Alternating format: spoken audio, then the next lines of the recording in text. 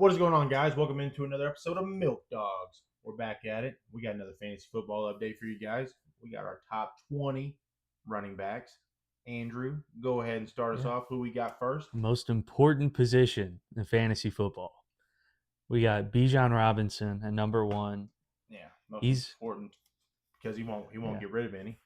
He's kind of the consensus number one. Some guys like Saquon more, but Madden, the curse. thing is, first of all, Madden curse. Also, Bijan gets a ton of catches. I mean, he had 72 targets, 61 catches last year.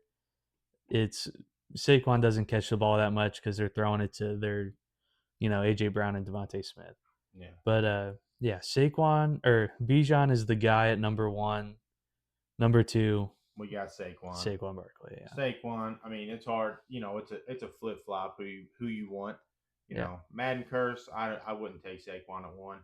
It could turn around and bite me in the ass. yeah. Saquon is good. He's great on that offense. He was able to get over 2,000 yards rushing last year. Yeah. Won a Super Bowl. Should have been MVP. He was a beast. Yeah, And he still gets catches. I mean, that's helpful in PPR leagues, but he's going to get you kind of, you know, your typical top five running back type performances. yeah. I mean, our top five is pretty Standard, yeah. set in stone. After that, yeah, we have Ashton Janty, the rookie. Um, it's kind of hard to put a rookie top three, but you also don't see running backs like Janty come out of college very often. 2,600 yards. Yeah, 2,600 yards, rushing at Boise State. 29 touchdowns. The only guy I can remember who kind of compares is Saquon. Honestly, the last guy I remember out of college was just you could tell that he was built different. Yeah. And we know the Raiders. We know Pete Carroll loves to run the ball unless he's at the goal line. Yeah. Then they like those picks. Yeah, he's gonna get a lot of touches this year, and I think he's got definitely top five potential. Yeah. Next we got Jahmyr Gibbs. I mean, he's just an explosive playmaker. I mean, dude, he just what do he have? 16 touchdowns. Yeah. I mean, he had 13 20 plus yard runs. I mean, he's just 1,400 yards total. Yeah, 63 targets and 500 receiving yards. Yeah, I mean, he did a lot outside of just running it. Yeah. I think the biggest thing is, as with every Lions player we talk about, is the coaching changes. Yeah. And then even more so with Gibbs is the offensive line changes.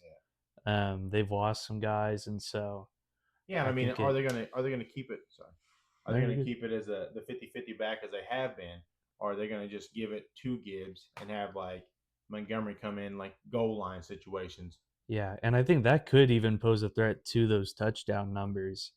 If he's only getting his touchdowns from bigger plays or, when he's running it 15 yards out of the end zone, that could see a drop from those 16 because they're giving it to Montgomery when they're inside the 10. Yeah. But after that, we have Derrick Henry, probably the best, most consistent running back over the last 10 years. But, last year he had almost 2,000 again. He had 16 touchdowns, 19 20-plus yard runs. He's a beast. The Ravens are going to run the ball a ton. You know what to expect from him. Every year he's a top 5 running back. He finished at 4 last year. Yeah, I mean, last year he had the longest rush we have in our top 20. He had 87-yard tutty. Yeah, everyone knows who Derrick Henry is. Yeah, it's crazy to think about how he's still dominating in such a way. Yeah, he's like 8-9 seasons in. Yeah, he's something else. He's amazing. Yeah, every year everybody's like, "Oh, he's gonna fall off." We're still then he nearly breaks 2,000 again. Yeah. Next we got CMC. He got hurt last year. He only played 4 games. Yeah, he's had a lot of injury questions. Achilles is tough to come back from. He's had injuries his whole career. I mean, that's the problem with Christian McCaffrey. When he plays, you fucking love it if you have him. But when he doesn't play, the person you're playing loves it because you don't have him, but you started him. Yeah, and so that's the thing, though. If he's healthy, he's been, the number one guy. He's been top 3 every time he plays more than 4 games. Yeah. But it's just a matter of if. If. So A if lot of he's what out there, ifs. then Yeah. he's the guy. If he's getting married, you're fucked. Yeah. After McCaffrey, we have Achan. This is another guy. He's been since the Dolphins started using him. I mean, he's been top 5. Yeah. He finished right at 5 last year. And so the big upside, especially if you're in a PPR league, is he gets a ton of receiving work. Yeah. And so he had 900 rushing yards and almost 600 receiving yards. And so with that, he had 78 catches. I mean, that's throughout your 78 more points that you're getting. Yeah. So, he's going to get you all kinds of points in all kinds of ways. I don't think that offense is going to change anytime soon. Yeah. I mean, last year he didn't put up as much as he could have because that offense was just terrible. It didn't do much. Yeah, he had no opportunities. I mean, when a backup quarterback is in, the other team's going to be running the ball all the time. Yeah. So there was a lot of loaded boxes and a lot of bad play down in Miami last year. Yeah. Next on the list, we got OJT, Jonathan Taylor, coming in from Indianapolis. This shitty team, shitty organization called the Indianapolis Colts. He had injury issues too. He played 14 games, but when he was in, he had 11 touchdowns, 11 rushes over 20 yards. Yeah. And I mean, he's another guy. When he's healthy, he was the RB1 just a few years ago. Yeah, he led the league. Yeah, he was number 1. Yeah, and I think it wouldn't take a whole lot for him to get back up in that upper echelon. It's just a matter of if he's healthy, especially with the uncertainty of that quarterback room.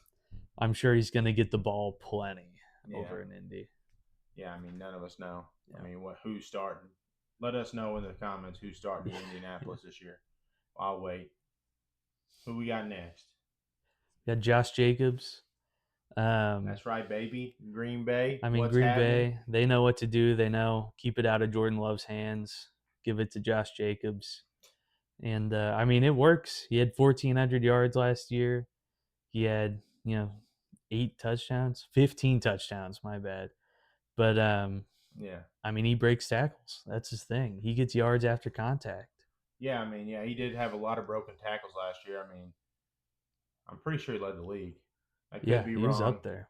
But, Josh Jacobs, I mean, he's always falling forward.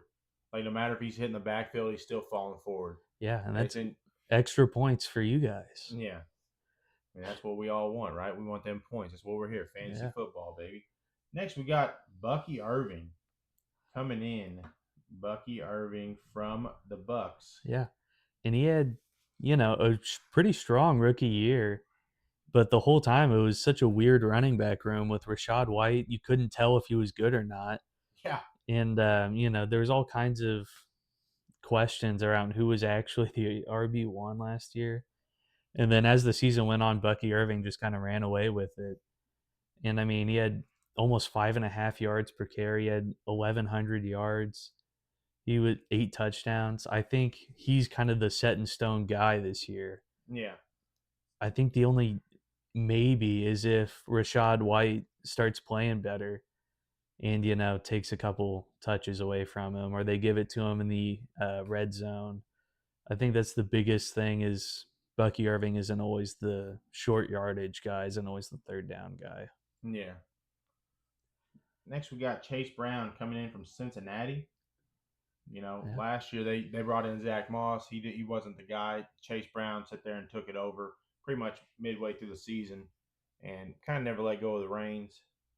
Yeah. Like, man, why'd you guys sign Zach Moss?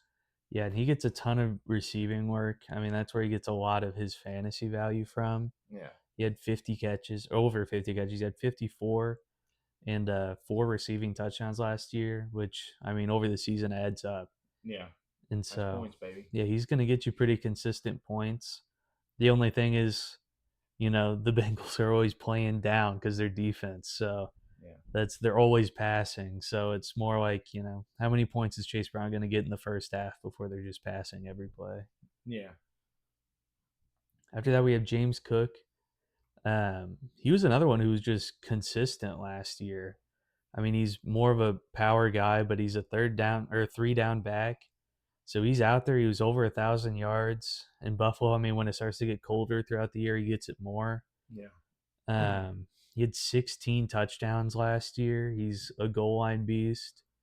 It's, I mean, all you can ask for out of a running back, especially when you start getting into those later rounds when you're just looking for someone who's going to get in there and get you consistent points. I mean, James Cook, he gets the ball. Yeah. I mean, James Cook, you got Josh Allen. That's always a threat. So, the read option is always good up there. You don't know if James Cook's getting the ball or if Josh Allen's running with the ball, you know. So, obviously he's a solid pickup. Next, we got Kenneth Walker. You know, last year he was hurt. He was out. He only played 11 games. He was out 6 games. I mean, he still did pretty solid. He had almost 600 yards. Yeah, I mean, a lot of injury issues last year, but I think especially with Sam Darnold missing DK Metcalf, I think they probably lean on their run game a little more this year. Yeah. It's just a matter of if he's still out there every week. Yeah. But yeah, Kenneth Walker's a beast. He's been pretty consistent up until last year. He had some injury problems. Yeah. Who we got next? After that, we had the return of Breece Hall. Breece Hall. You're saying Breece Hall getting in the top 20. Breece Hall was 16 last year. He's been kind of hit or miss, but last year, targets? Yeah, he had 76 targets, 57 catches. Jesus. So, if you're, especially PPR, he's going to get you a lot of points just through the air. He had 483 receiving yards, 3 touchdowns, which those numbers won't wow you, but 57 catches. Yeah, that wow. That's great for a running back. Yeah.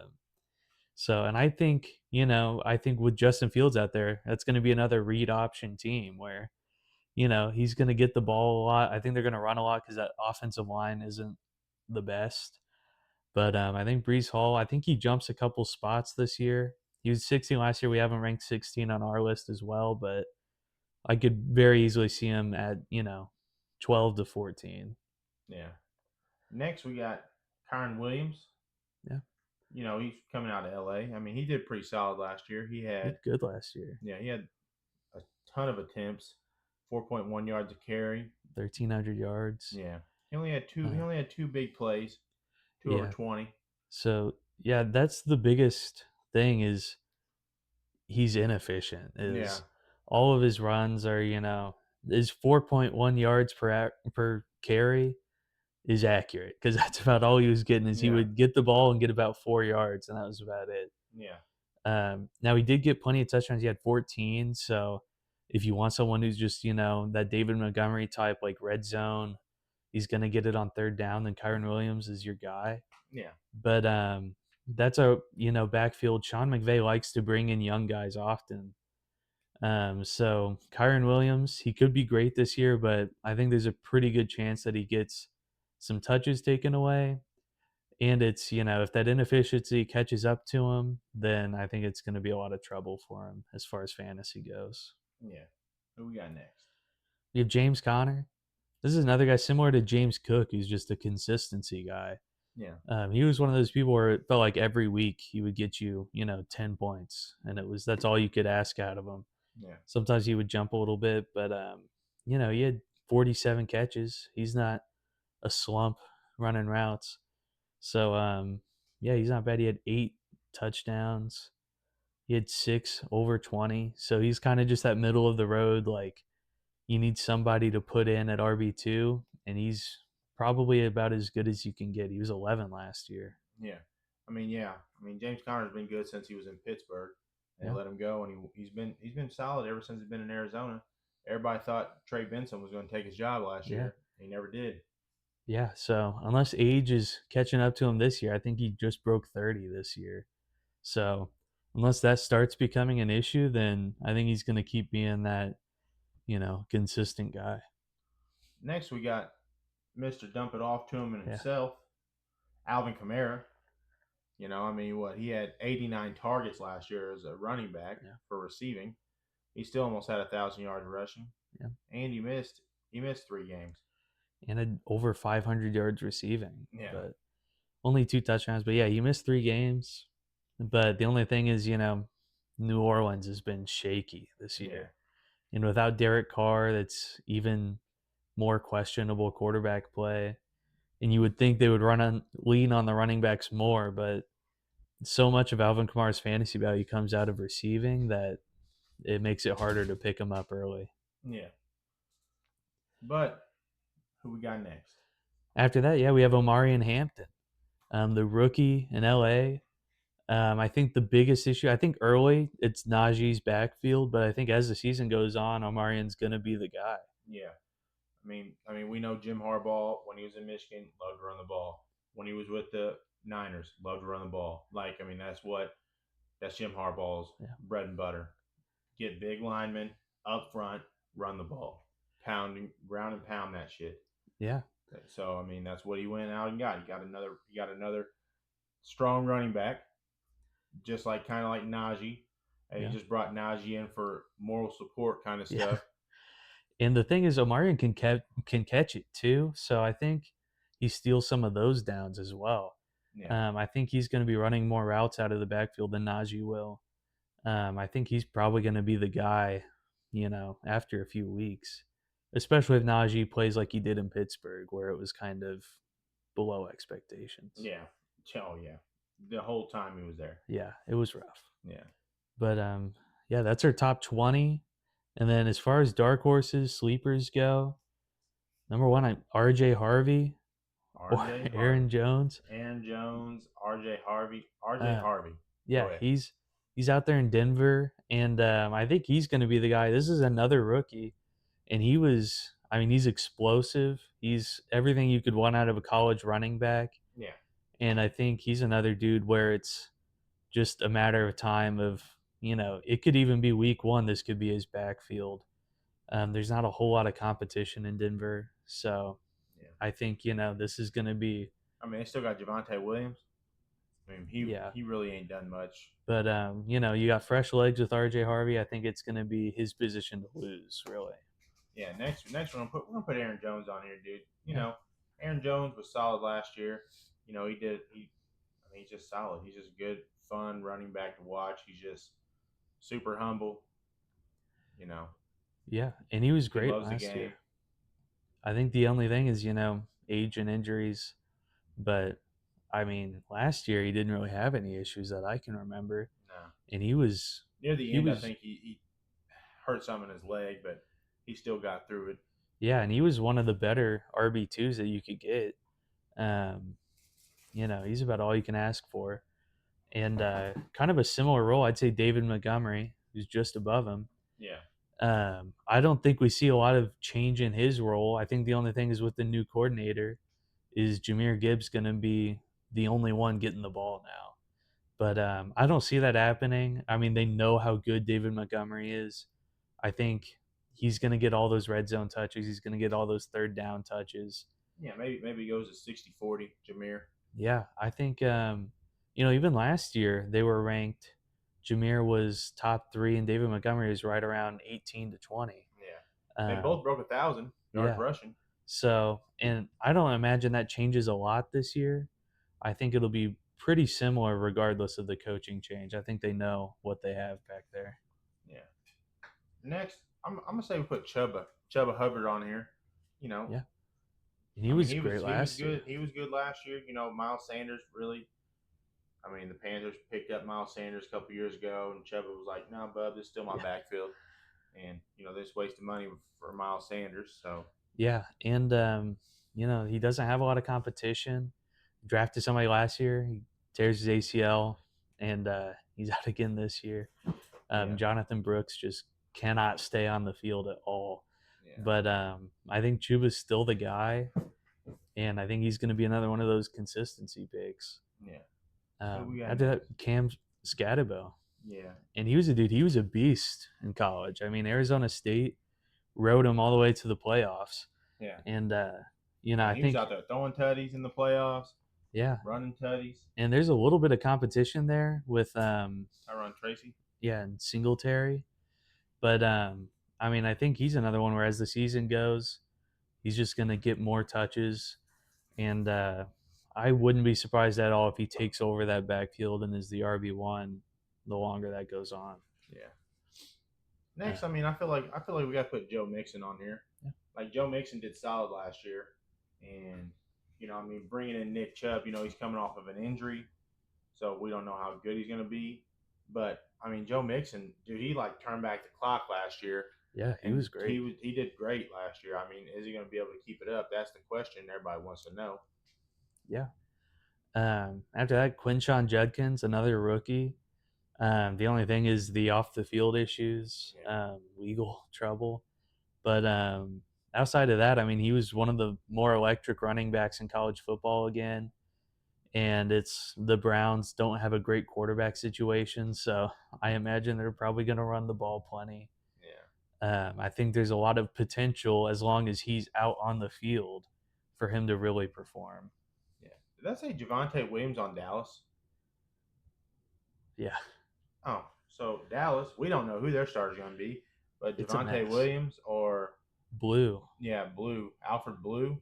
Jaden Blue. Jaden Blue. Alfred Blue. Jaden Blue. They're all the same to me. Jaden Blue could be a decent sleeper pick. I mean, another rookie, but it's, he could end up being the guy in Dallas. It's hard to tell, but I imagine whoever they end up putting out there will do at least all right just because of how good their passing game is. I think it'll really lighten the load on whoever's running the ball. Yeah. But I mean, outside of that, Jerome Ford, he could be the guy if someone like Judkins doesn't end up playing very much. Yeah. Bashal Tootin, I think he could end up taking over the Jacksonville backfield if Etienne doesn't get touches. Yeah. There's a lot of guys who could make that jump this year, or a lot of rookies, I feel like, this year, who weren't drafted very high. There wasn't a lot of hype around the running backs this year. Yeah. But there's a lot of guys who are in good situations as far as being able to take that RB1 spot.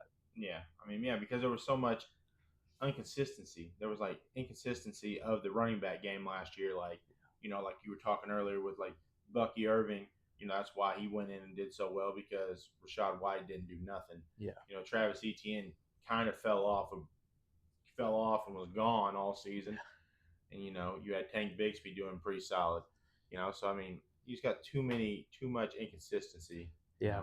And I think also we're seeing running back by committee more often. Yeah. So there's a lot of these guys where you're just kind of betting on potential. So yeah, I mean, anymore you're just hoping for 10 points from a running back because, like you said, they're running back by committee. So most teams are running 2 running backs. Some of them are running 3.